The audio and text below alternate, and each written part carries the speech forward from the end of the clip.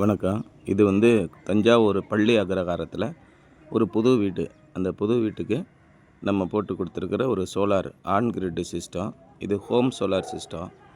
நிறைய பேர் என்ன கேட்குறாங்கன்னா, இந்த ஆன் கிரிட் சிஸ்டம் அப்படின்னாலே கரண்ட்டு கட் ஆகிடுச்சினாலே வேலை செய்யாது, அப்புறம் எதுக்கு இப்படி பண்ணுறது, என்ன பண்ணுறது அப்படின்னு கேட்குறாங்க. இந்த ஆன் கிரிட் சிஸ்டத்தோடைய பர்பஸே என்ன அப்படின்னா, உங்களுக்கு கரண்ட்டு பில்லை ஜீரோ ஆக்கி விடுறது. இந்த கரண்ட்டு பில்லு ஜீரோ ஆக்கணும் அப்படின்னா, உங்களுக்கு எவ்வளோ யூனிட்டு நீங்கள் 2 மாதத்துக்கு ஒருக்கா யூஸ் பண்ணுறீங்களோ, அப்போது அந்த டோட்டலாக எவ்வளோ யூனிட்ஸோ அவ்வளோ யூனிட்ஸையும் சோலாரில் உற்பத்தி பண்ணி உங்களுடைய கரண்ட்டு பில்லை ஜீரோ ஆக்கி கொடுக்கறது. இப்போ இது மாதிரியான ஒரு வீடு இருக்குது. ஒரு 3 பெட்ரூம் இருக்குது, ஒரு 3 ஏசி இருக்குது, தண்ணி மோட்டார் இருக்குது, இண்டக்ஷன் ஸ்டவ் இருக்குது, மைக்ரோவேவ் அவன், இது மாதிரி பெரிய பெரிய எக்யூப்மெண்ட்டு, அயன் பாக்ஸ் இதெல்லாம் இருக்குன்னா, பழைய காலத்தில் போடுற பேட்ரி சிஸ்டத்தில் இதெல்லாம் நீங்கள் யூஸ் பண்ண முடியாது.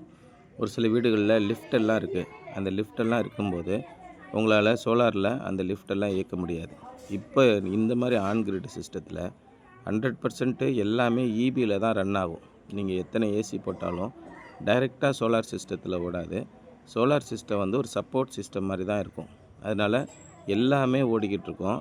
எல்லாம் ஓடும்போது அதுக்கு ஆகக்கூடிய கரண்ட்டு பில்லை மட்டும் இது சோலார் மூலயமா உற்பத்தி பண்ணி ஜீரோ ஆக்கிரும்.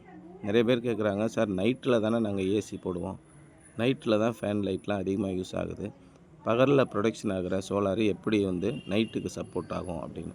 இப்போ உங்களுடைய பில்லு எப்படி வரும்னு கேட்டிங்கன்னா, உங்கள் வீட்டிலேருந்து மொத்தமாக சோலார் மூலயமா உற்பத்தி பண்ணி எக்ஸ்போர்ட் பண்ணியிருக்கிற யூனிட்டு, ஏற்றுமதி பண்ணது எக்ஸ்போர்ட்டட் யூனிட்டுன்னு பில்லில் வரும்.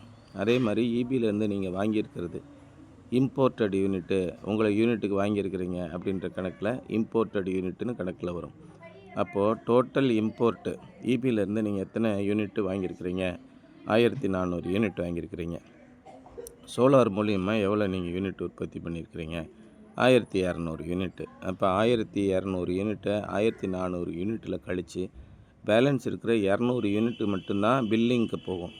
அப்போ அப்படி பில்லிங் போகும்போது நமக்கு எப்போயும் ஒரு டொமஸ்டிக் கனெக்ஷனுக்கும் 100 யூனிட்டு ஃப்ரீன்னு இருக்குது.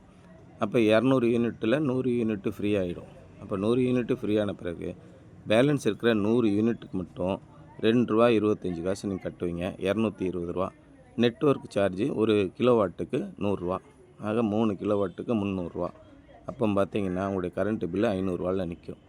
இந்த சோலார் போடாமல் இருந்திருந்தால் 1400 யூனிட்டுக்கு எவ்வளோ கரண்ட்டு பில்லு வரும் அப்படின்னு கேட்டிங்கன்னா, ஒரு ₹12,000 வந்திருக்கும். அப்போ ₹12,000 வரக்கூடிய ஒரு சிஸ்டத்தில், ஒரு வீட்டில் கரண்ட்டு பில்லு வெறும் ₹500 கொண்டு வர்றது தான் இந்த சோலார் சிஸ்டத்தோடைய யூசேஜ். சரி, கரண்ட்டு கட் ஆகிடுச்சுன்னா இந்த ஆன் கிரிட் சிஸ்டமும் கட் ஆகிடும்னு சொல்கிறாங்களே, அது என்ன அப்படின்னு கேட்டிங்கன்னா, கரண்ட்டு கட் ஆகிடுச்சுன்னா கட்டாயம் அந்த ஆன் கிரிட் சிஸ்டம் கட் ஆகணும் அப்படிங்கிறது அரசாங்க விதி. ஏன்னா ஒருத்தர் ஒரு லைன்மேன் வராரு, அவர் டிரான்ஸ்ஃபார்மரை ஆஃப் பண்ணிவிட்டு போஸ்ட்டில் ஏறி வேலை செய்கிறாரு. அந்த நேரத்தில் நம்ம ஆன் கிரிட் சிஸ்டத்தில் ஒரு 20 ஆம்பியர் 230 வோல்ட்டு ஜென்ரேட் ஆகி போச்சுன்னா அது அவருடைய உயிருக்கு ஆபத்தாயிடும். அதனால் ஒரு ஆன் கிரிட் சிஸ்டம் இன்வெர்ட்டருக்குள்ளேயும் ஆன்டி ஐலாண்டிங் டிவைஸ்னு ஒன்று இருக்கும். அப்போ பார்த்திங்கன்னா அந்த டிவைஸ் கரண்ட்டு கட் ஆனவுடனே சென்ஸ் பண்ணிவிட்டு உடனே அந்த டிவைஸ் ப்ரொடக்ஷனை நிப்பாட்டிடும். அப்படி நிப்பாட்டினா தான் எல்லாருக்கும் சேஃப். திரும்ப கரண்ட் வந்த உடனே ஒரு 60 செகண்டு வெயிட்டிங் பீரியடுக்கு அப்புறம் தான் இந்த இன்வெர்ட்டர் ஆன் ஆகும். இப்படி ஆன் ஆகும்போது உங்களுக்கு எந்த பிரச்சனையும் இருக்காது, அது ரிஸ்க்கும் இல்லை. அப்போது கரண்ட்டு கட் ஆன நேரத்தில் நம்ம எப்படி பயன்படுத்துறது? இப்போ உதாரணமாக இந்த வீட்டில் பார்த்திங்கன்னா ஏற்கனவே அவங்க ஒரு யூபிஎஸ் பேட்ரி வச்சுருந்தாங்க. அந்த யூபிஎஸ் பேட்டரியை இந்த 6 பேனலில் இருக்கிற ஒரு பேனலை ஒரு பைபாஸ் பண்ணி நம்ம கொடுத்துருவோம். அந்த பேனலில் ஆன் கிரிட் சிஸ்டமாகவும் செயல்பட்டுக்கிட்டு இருக்கும்.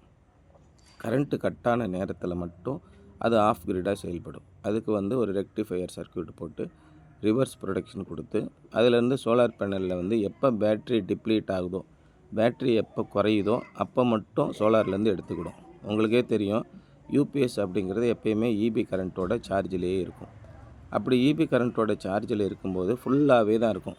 எப்போ தேவையோ அப்போ ஒரு 10 நிமிஷமோ 15 நிமிஷமோ அந்த சார்ஜிங் லைட்டு பிளிங்க் ஆகும். பிளிங்க் ஆகி சார்ஜிங் ஏறிட்டு மறுபடியும் நின்றுக்கிடும். அதே மாதிரி தான் இப்போது பேட்ரி ஃபுல்லாக இருக்கும்போது சோலார் பேனல்லேருந்து அந்த பேட்ரிக்கு பவர் போகாது. எல்லா பவரும் ஃபுல்லாக ஆன் கிரிட் சிஸ்டத்துக்கே போய்கிட்டு இருக்கும். ஆன் கிரிட் சிஸ்டம் 100% நல்லா ஒர்க் ஆகிக்கிட்டு இருக்கும். ஆனால் எப்போ நமக்கு பவர் கட் ஆகுதோ அந்த நேரத்தில் பேட்ரி குறைய ஆரம்பிக்கும். பேட்டரியிலேருந்து தான் ஃபேனு லைட்டெல்லாம் நம்ம யூபிஎஸ் கனெக்ஷன் கொடுத்துருக்கோம். அப்படி குறையும் போது மட்டும் சும்மா இருக்கிற பேனல்லேருந்து இது பவர் போயிடும். அப்போ 2 in 1 சிஸ்டமாக இது செயல்படும். ஆன் கிரிட் சிஸ்டமாகவும் செயல்படும். அதே நேரத்தில் லாங் பவர் கட்டு, இப்போ சனிக்கிழமை மாதிரி மெயின்டெனன்ஸ் வருது, இல்லை நம்ம ஏரியாவில் இயற்கை சீற்றங்களினாலோ இல்லது எதிர்பாராத ஒரு விபத்தினாலேயோ நம்ம வீட்டுக்கு கரண்ட் வரல அப்படின்னா இந்த ஆஃப் கிரிட் சிஸ்டம் உங்களுக்கு ரவுண்ட் த கிளாக் 24 ஹவர்ஸு தேவையான பவர் பேக்கப் கொடுக்கும். வெறும் யூபிஎஸ்ஸாக இருந்துச்சுன்னா ஒரு 4 மணி நேரம் 5 மணி நேரத்தில் பவர் பேக்கப் போயிடும். இதில் சோலார் கனெக்ட் பண்ணியிருக்கிறதுனால 8 மணி நேரம் 12 மணி நேரம் அப்படின்னு நமக்கு பேக்கப் கொடுக்கும். தினமும் சூரியன் வந்தவுடனே மறுபடியும் சார்ஜ் ஆக ஆரம்பிச்சிடும். இந்த மாதிரி 2 in 1 சிஸ்டத்தை இந்த புது வீட்டுக்கு நம்ம போட்டு கொடுத்துருக்குறோம். Fully solar powered home. இதை எவ்வளோ தான் யூஸ் பண்ணாலும் கரண்ட் பில்லு எவ்வளோ வரும் அப்படின்னு கேட்டிங்கன்னா ஒரு 500 இதுதான். 10,000 வர வேண்டிய இடத்துல வெறும் 500 மட்டும்தான் வரும். இதுதான் ஒரு சோலார் ஹோமுக்கான ஒரு எடுத்துக்காட்டு.